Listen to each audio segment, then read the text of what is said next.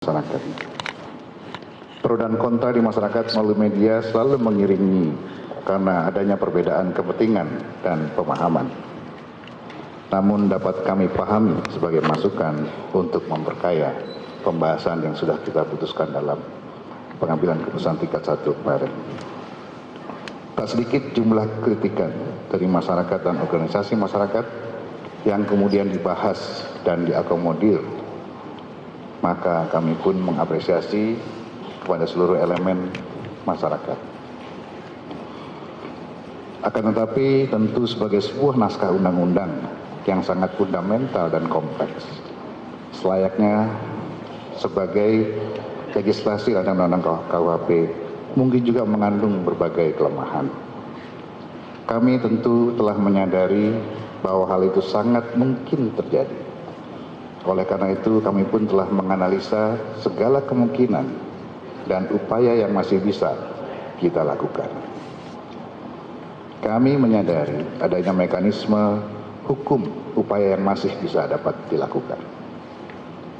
Ada mekanisme hukum misalnya seperti uji materi di MK yang masih bisa dilaksanakan.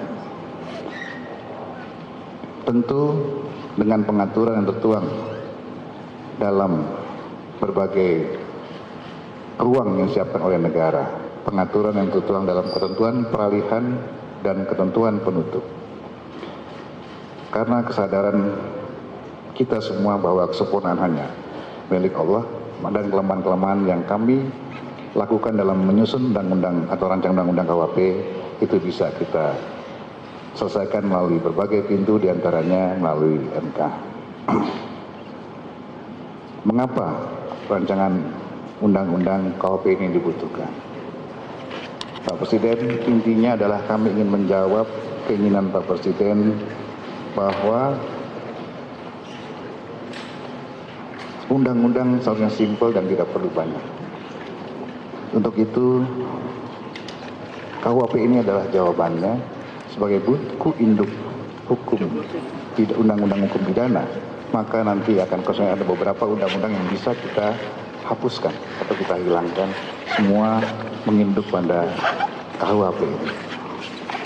Sehingga ke depan undang-undang kita lebih simpel, sedikit, dan cepat dalam pengambilan keputusan. Kita sudah menyusun ini 7 presiden tidak selesai, 19 menteri hukum dan HAM tidak selesai, dan kita sekarang sudah di ujung. Apakah kita selesaikan atau kita tidak? Kami memberikan apresiasi dan dapat memahami keinginan Pak Presiden tentang permintaan rancangan undang-undang. Ya, pemirsa, Anda menyaksikan Breaking News Metro TV. Saat ini Presiden Joko Widodo sedang menggelar pertemuan dengan anggota DPR untuk membahas revisi KUHP di Kompleks Istana Kepresidenan Jakarta. Dan yang baru saja Anda saksikan adalah pembukaan dari Presiden Joko Widodo maupun dari anggota DPR.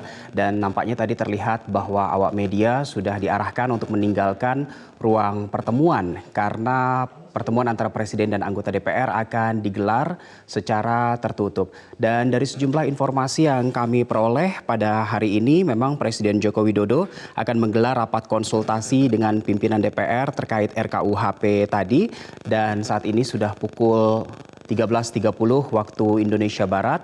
Seperti yang Anda saksikan di layar, beberapa waktu lalu memang sejumlah anggota DPR dari sejumlah fraksi, khususnya Komisi 3, mulai datang ke Kompleks Istana Kepresidenan. Tepatnya pertemuan kali ini digelar di Kompleks Istana Merdeka di Bilangan Monas, Jakarta Pusat. Kepala Staf Kepresidenan Muldoko menyebut sebelum rapat bersama pimpinan DPR, Jokowi akan lebih dahulu melakukan rapat bersama para menteri dan jajarannya. Namun saat dikonfirmasi secara terpisah, anggota Komisi Hukum atau Komisi 3 DPR RI dari fraksi PDI Perjuangan, Masinton Pasaribu, menyebut bahwa pimpinan DPR akan melakukan rapat konsultasi dengan Jokowi.